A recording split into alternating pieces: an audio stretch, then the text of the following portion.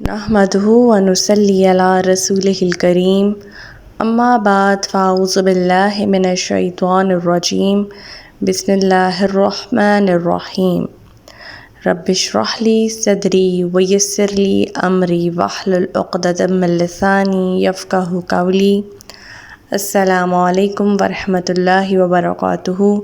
صراط مستقیم میں آپ سب کو خوش آمدید۔ پچھلے سبق میں ہم نے پڑھا تھا کہ اللہ تعالیٰ فرماتے ہیں کہ قرآن ایسا ہوتا کہ اس کے زور سے پہاڑ چلائے جا سکتے ہیں یا زمین کے طویل فاصلے فوراً طے کیے جا سکتے یا اس کے ذریعے مردوں سے کلام کیا جا سکتا، تو بھی یہ کافر ایمان نہ لاتے، بلکہ ایسے سب امور اللہ ہی کے اختیار میں ہیں۔ کیا اہل ایمان ابھی تک کافروں کی مطلوبہ نشانی آنے سے مایوس نہیں ہوئے؟ کیونکہ اگر اللہ چاہتا تو نشانی کے بغیر بھی تمام لوگوں کو ہدایت دے سکتا تھا، اور کافروں کو تو ان کی کرتوتوں کی وجہ سے کوئی نہ کوئی مصیبت پہنچتی ہی رہے گی، یہاں تک کہ اللہ کا وعدہ یعنی کہ عذاب آ جائے گا۔ یقیناً اللہ اپنے وعدے کی خلاف ورزی نہیں کرتا۔ پھر اللہ تعالیٰ نبی پاک صلی اللہ علیہ وسلم سے مخاطب ہوتے ہوئے فرماتے ہیں کہ آپ سے پہلے بھی رسولوں کا مذاق اڑایا جا چکا ہے۔ میں نے تو پہلے کافروں کو کچھ مہلت دی، پھر آخرکار انہیں پکڑ لیا، تو دیکھ لو میرا عذاب کیسا سخت تھا۔ پھر اللہ تعالیٰ فرماتے ہیں کہ بھلا وہ ذات جو ہر نفس کی کمائی پر نظر رکھتی ہے انہیں بغیر سزا کے چھوڑ دے گی، جبکہ انہوں نے اللہ کے شریک بنا رکھے ہیں؟ آپ ان سے کہیے ان شریکوں کے نام تو لو۔ تم اللہ کو ایسی چیز کی خبر دیتے ہو جو زمین میں موجود تو ہے مگر وہ اسے نہیں جانتا، یا جو کچھ تمہارے منہ میں آئے کہہ ڈالتے ہو، بلکہ کافروں کے لیے ان کے مکر خوشنما بنا دیے گئے ہیں اور وہ راہ حق سے روک دیے گئے ہیں، اور جسے اللہ گمراہ کرے اسے کوئی ہدایت دینے والا نہیں۔ اللہ تعالیٰ فرماتے ہیں کہ ان کے لیے دنیا کی زندگی میں بھی سزا ہے، اور آخرت کا عذاب تو اس سے سختر ہوگا، اور انہیں اللہ سے بچانے والا کوئی بھی نہ ہوگا۔ پھر اللہ تعالیٰ فرماتے ہیں کہ جس جنت کا پرہیزگاروں سے وعدہ کیا گیا ہے اس کی شان یہ ہے کہ اس میں نہریں جاری ہیں، اس کے پھل اور اس کا سایہ دائمی ہے۔ یہ تو انجام ہے ان لوگوں کا جو ڈرتے ہیں، اور جو کافر ہیں ان کا انجام دوزخ ہے۔ ہمارا آج کا سبق آیت نمبر 36 سے لے کر آیت نمبر 40 تک ہے، تو آج کا سبق شروع کرتے ہیں۔ بسم اللہ الرحمن الرحیم۔ والذین آتیناہم الکتاب یفرحون بما انزل الیک ومن الاحزاب من ینکر بعدہ قل انما امرت ان اعبد اللہ ولا اشرک بہ الیہ ادعو والیہ مآب۔ اور جن لوگوں کو ہم نے اس سے پہلے کتاب دی تھی وہ اس کتاب سے خوش ہوتے تھے اور جو آپ کی طرف نازل کی گئی ہے، اور ان کے گروہوں میں سے کچھ ایسے تھے جو اس قرآن سے بعض حکموں کا انکار کرتے تھے۔ آپ ان سے کہیے مجھے تو بس یہی حکم ہوا ہے کہ میں اللہ تعالیٰ کی عبادت کروں اور اس کے ساتھ کسی کو شریک نہ ٹھہراؤں، اور میں اسی کی طرف بلاتا ہوں۔ یعنی یہ وہ لوگ تھے جو یہود و نصارہ میں آتے ہیں اور اس کتاب یعنی قرآن سے اس لیے خوش ہوتے تھے کہ ان کی کتابوں کی تصدیق کرتی ہے کتاب، اور ان کے انبیاء کی تعظیم و تکریم بھی سکھاتی ہے۔ اس لحاظ سے تو سارے اہل کتاب قرآن سے خوش ہیں۔ پھر اس میں سے کچھ اس طرح کے بھی مضامین ہیں جن سے انہیں انکار ہے اور جو یہ نہیں مانتے۔ یہ وہی باتیں ہیں جن سے انہوں نے تحریف کر ڈالی، اپنی کتابوں کے کچھ احکامات چھپا دیے ہیں، کچھ باتیں انہوں نے خود ہی تصنیف کر کے اللہ تعالیٰ کے ساتھ منسوب کر دی ہیں۔ قرآن نے ایسی تمام باتوں سے پردہ اٹھا دیا ہے اور جو حقیقت تھی وہ صاف صاف بیان کرتی ہے۔ اس وجہ سے یہ لوگ قرآن کے بعض حصوں کا انکار کرتے ہیں۔ اللہ تعالیٰ فرماتے ہیں کہ ان اہل کتاب نے شرک کی راہیں اختیار کر لی ہیں۔ یہود نے سیدنا عزیر کو اللہ کا بیٹا بنا لیا، نیز اللہ کی بہت سی حلال کردہ چیزوں کو حرام کر دیا۔ نصارہ نے تو پہلے ہی خدائی کے 3 حصے کر دیے اور کہا کہ اللہ 3 میں سے تیسرا ہے۔ بعد میں وہ سیدنا مریم کو الوحیت کا درجہ دے ڈالا۔ اللہ تعالیٰ فرما رہے ہیں نبی پاک صلی اللہ علیہ وسلم سے مخاطب ہوتے ہوئے کہ انہیں صاف طور پر کہہ دیجیے کہ تمہاری اس قسم کی باتوں کو میں تسلیم نہیں کرتا، میں اللہ کے ساتھ کسی کو شریک نہیں سمجھتا، میں تم سب کو ایسی بات کی دعوت دیتا ہوں اور تمہارے انبیاء نے خود بھی اس بات کی طرف تم لوگوں کو دعوت دی ہے۔ آیت نمبر 37۔ وَكَذَلِكَ أَنزَلْنَاهُ حُكْمًا عَرَبِيًّا وَلَئِنِ اتَّبَعْتَ أَهْوَاءَهُمْ بَعْدَ مَا جَاءَكَ مِنَ الْعِلْمِ مَا لَكَ مِنَ اللَّهِ مِنْ وَلِيٍّ وَلَا وَاقٍ۔ اور اسی کے ہاں مجھے جانا ہے، اسی طرح ہم نے اس قرآن کو عربی زبان میں حکم کر کے اتارا۔ اب اگر اس علم کے باوجود جو آپ پر آ چکا ہے آپ نے ان لوگوں کی خواہشات کی پیروی کی، تو اللہ کے مقابلے میں آپ کا نہ کوئی حمایتی ہوگا نہ اس کی گرفت سے بچانے والا کوئی ہوگا۔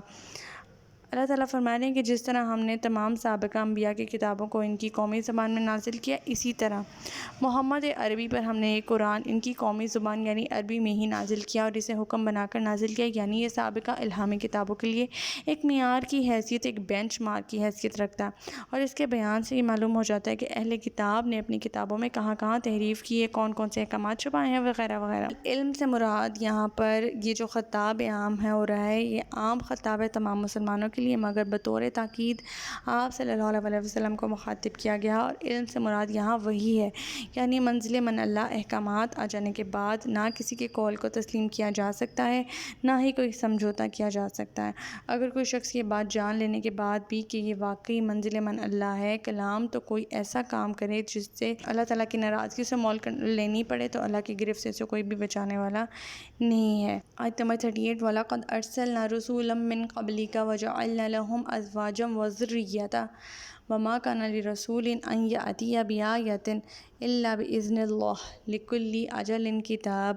آپ سے پہلے ہم نے بہت سے رسول بھیجے اور انہیں ہم نے بیوی بچوں والا ہی بنایا تھا۔ کسی رسول میں یہ طاقت نہیں تھی کہ اللہ کے حکم کے بغیر کوئی معجزہ لا دکھاتا۔ ہر دور کے لیے ایک کتاب ہے۔ اس دور میں، اس جملے میں بھی، اس آیت میں بھی ان کے اعتراض کا جواب موجود ہے کہ جاہل عوام کا یہ خیال ہوتا ہے کہ نکاح کرنا، بال بچوں والا ہونا، دنیا دار ہونا، یہ نبیوں اور اللہ والوں کو زیب نہیں دیتا۔ اللہ تعالیٰ فرماتے ہیں کہ آپ سے پہلے جو بھی رسول گزر چکے ہیں وہ سب بال بچوں والے ہی تھے۔